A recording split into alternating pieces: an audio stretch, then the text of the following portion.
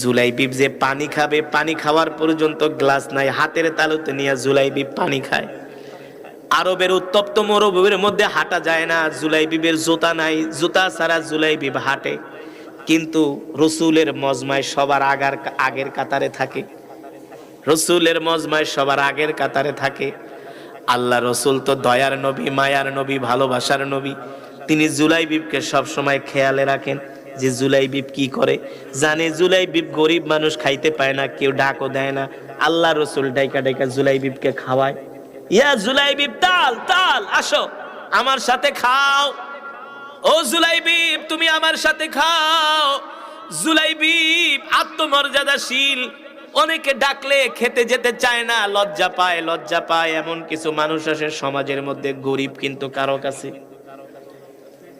মুখ ফুটে বলে না, আছে কি আছে না?